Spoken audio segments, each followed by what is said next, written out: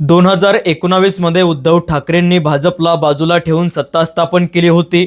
2026 मध्ये तोच प्रयोग एकनाथ शिंदे करताना दिसत आहे। फरक इतकाच होता, तेव्हा प्रयोग करणारे ठाकरे होते आणि आता तोच प्रयोग करणार एकनाथ शिंदे आहे।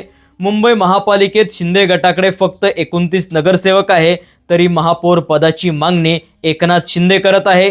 तर दुसरीकडे भाजपचे 89 नगरसेवक निवडून आलेले आहेत। यामुळे भाजप आणि शिंदे गटात मोठा तणाव वाढल्याचं स्पष्ट झालेलं आहे। उद्धव ठाकरे यांनी सर्व अडचणी असूनही मुंबईमध्ये 65 नगरसेवक निवडून आणले। पक्ष फुटला, पक्ष चिन्ह गेलं, आमदार गेले, तरी मुंबईतील ठाकरे गटाची ताकद शिंदेंपेक्षा अधिक असल्याचं यातून दिसलेलं आहे।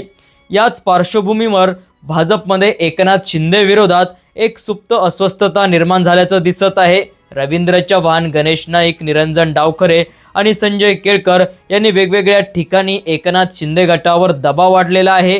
त्यामुळे एकनाथ शिंदे आता काही हालचाली करणार का? कारण संपूर्ण महाराष्ट्राचं लक्ष फक्त मुंबईकडे लागलेलं आहे। मराठी महापौर होणार का? भाजपचा महापौर होईल का? कारण एकनाथ शिंदेंनी त्यांचे आमदार आता हॉटेलमध्ये ठेवलेला आहे। त्यामुळे पुन्हा एकदा हॉटेल पॉलिटिक्स देखील सुरू झाले का, हा सवाल यावेळेस पडत आहे। ठाण्यात शिंदे सेनेला स्पष्ट बहुमत असूनही भाजपने महापौर पदासाठी आग्रही भूमिका घेतलेली आहे। नवी मुंबईत गणेश नाईकांनी थेट शिंदेंना आवाहन दिलं।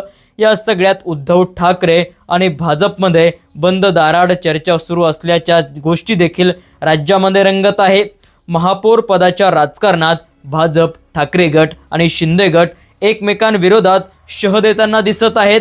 तर याच गोष्टीमध्ये मुंबई महापालिका ही केवळ स्थानिक सत्ता नाही, ती महाराष्ट्राच्या पुढील राजकारणाची दिशा ठरवणार आहे, हे पुन्हा एकदा सिद्ध झालेलं आहे।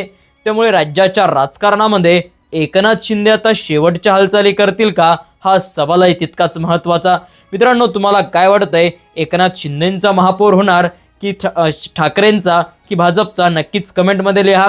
अशाच माहितीपूर्ण अपडेटसाठी आपल्या चॅनलला तुम्ही सबस्क्राईब केलं नसेल तर नक्कीच सबस्क्राईब करा। धन्यवाद। जय महाराष्ट्र।